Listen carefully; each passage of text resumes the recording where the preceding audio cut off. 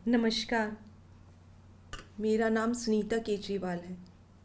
मैं अरविंद केजरीवाल जी की धर्मपत्नी हूँ। आपके बेटे और आपके भाई अरविंद केजरीवाल जी ने जेल से आपके लिए संदेश भेजा है। मेरे प्यारे देशवासियों, मुझे कल गिरफ्तार कर लिया गया। मैं अंदर रहूं या बाहर, हर पल देश की सेवा करता रहूँगा। मेरी ज़िंदगी का एक एक पल देश के लिए समर्पित है। मेरे शरीर का एक एक कतरा देश के लिए है। इस पृथ्वी पर मेरा जीवन ही संघर्ष के लिए हुआ है। आज तक बहुत संघर्ष किए, आगे भी मेरी ज़िंदगी में बड़े बड़े संघर्ष लिखे हैं। इसीलिए ये गिरफ्तारी मुझे अचंभित नहीं करती। आपसे मुझे बहुत प्यार मिला है। पिछले जन्म में ज़रूर मैंने बहुत पुण्य किए होंगे जो मैं भारत जैसे महान देश में पैदा हुआ। हमें मिलकर फिर से भारत को महान बनाना है, दुनिया का सबसे शक्तिशाली और नंबर 1 देश बनाना है। भारत के अंदर और बाहर ढेरों ऐसी शक्तियां हैं जो भारत को कमज़ोर कर रही हैं।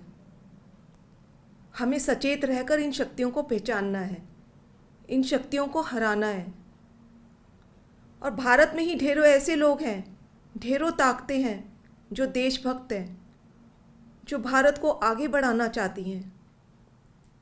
इन ताकतों के साथ जुड़ना है और इन्हें और मजबूत करना है। दिल्ली की मेरी माँ बहनें सोच रही होंगी, केजरीवाल तो अंदर चला गया, पता नहीं अब 1000 रुपया मिलेगा या नहीं।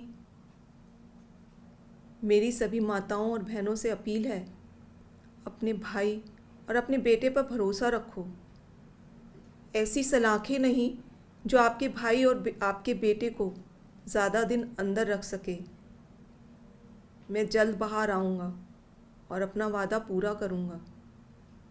क्या आज तक कभी ऐसा हुआ कि केजरीवाल ने कोई वादा किया और पूरा नहीं किया?